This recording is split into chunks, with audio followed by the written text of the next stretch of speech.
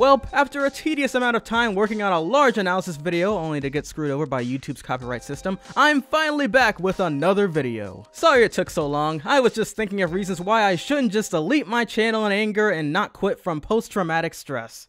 Alright, but back to the main event at hand. Today, we're gonna be discussing about the DuckTales episode, The Forbidden Fountains of the Everglades. I've decided that the episode with Penumbra was pretty straightforward. At first, she doesn't exactly take a liking to Earth, but eventually comes around to the idea and even considers befriending Launchpad. And judging by the way it ended, them potentially becoming an actual couple is still up in the air. So as usual, let's not waste any more time and get straight into the analyzing.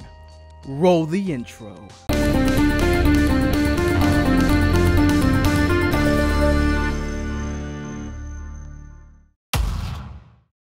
The episode begins with an advertisement explaining the mysterious legends of the Fountain of Youth, and how it outright is called a myth, but yet the vacation location of its resort, which coincidentally is around the same area as the lore itself, is something worth wasting your youth on.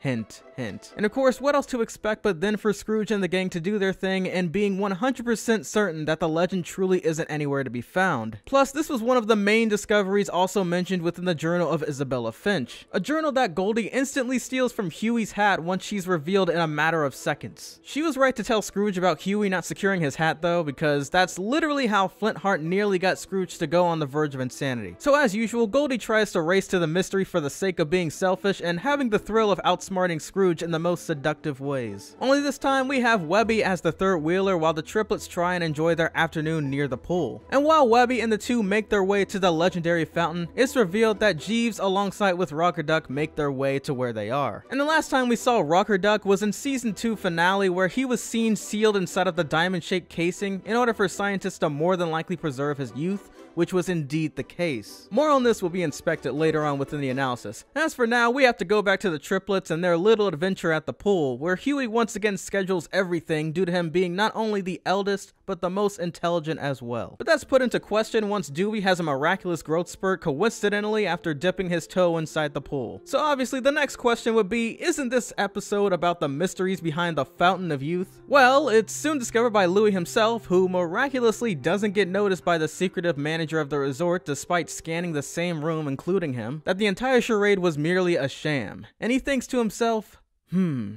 now if I were a con man, which I am, and I found the waters of the Fountain of Youth, what would I do? Oh, that's it! What's what? That's Ponce De Leon. He's been using the Fountain of Youth to turn young people old and keep the youth for himself. Just figured it out. Yeah, so apparently the manager of the 5-star resort turned out to be the infamous explorer known as Ponce De Leon, the Lion. Get it? But besides the name gag, he's a character based off of an actual man from the 16th century who ventured his way into Florida in search of a rumored Fountain of Youth. Funny thing is that Huey even mentions how they were located in Florida during their time there, so this is 100% a reference to that history. Only the story is that Ponce discovered that the fountain supposedly didn't make you younger simply by dipping your body inside of the majestic waters, but instead you would need a mighty sacrifice to transfer their own youth into the fountain, and that whoever drinks from the water then afterwards will be granted with youth. So Ponce would use the young and naive to vacate in his resort pool so that their youth gets stolen away inside of a drinking faucet for it to be thankfully filtered and consumed by him so that he preserves his very own youth. This was soon noticed after Scrooge and Goldie both drank from the same canteen filled with the same water that Goldie stole before leaving, both curing their old wrinkly bodies as well as their bad backs and knees, and once they are given their youth, they feel practically invincible and as if they can reverse the many mistakes they made with each other in the past. Before they could even make that decision, Franken-Jeeves and Rocker Duck catch up and attempt to steal the Fountain of Youth from them. The fountain's waters, however, end up of course no longer being there because Ponce De Leon relocated it to inside of his pool area. Rocker Duck, however, does in the end get his sample though, which is something that he clearly needed because this experimental freezing technology used to safeguard his body clearly wasn't cutting it. As for Jeeves, on the other hand, he could have been resurrected in some mystical way also through the use of technology. I mean, we do have geniuses like Black Black Heron and Gandra D working for Fowl. Eventually, Goldie and the rest get into a brawl, as usual, and in the midst of it all, Goldie makes the rash decision of abandoning Scrooge to fend for himself, also as usual. And she makes her way inside of the managerial office, where she not only discovers the bottles of youth water, but also where the triplets are entrapped. And you may be asking how they got trapped inside of a floaty ring, and I can testify that getting stuck in those things is highly possible.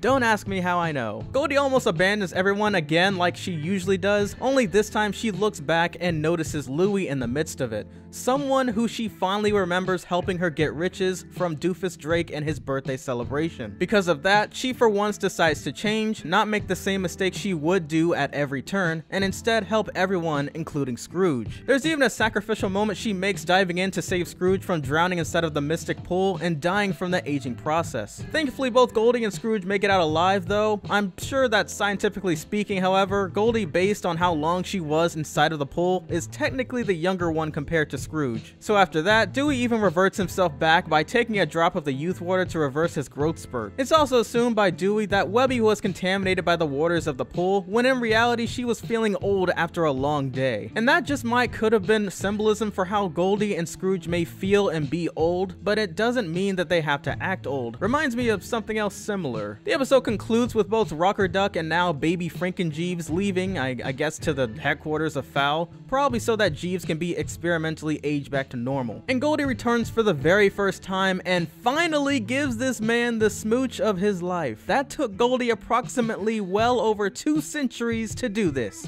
Just so you know. Anyways, there's a ton to expect from the other episodes as well that aired afterwards, or at least coming from the thumbnails I see. I really gotta catch up, and I promise that I should before the end of this year. I mean, I should. As for right now, however, thank you all for participating in yet another analysis video. I'm still fighting for the last special video I made. I am not giving up. But with all that being said, have an extraordinary Thanksgiving this year with your family and friends. Don't let anyone stop you, and I will catch you all in the next one. Peace!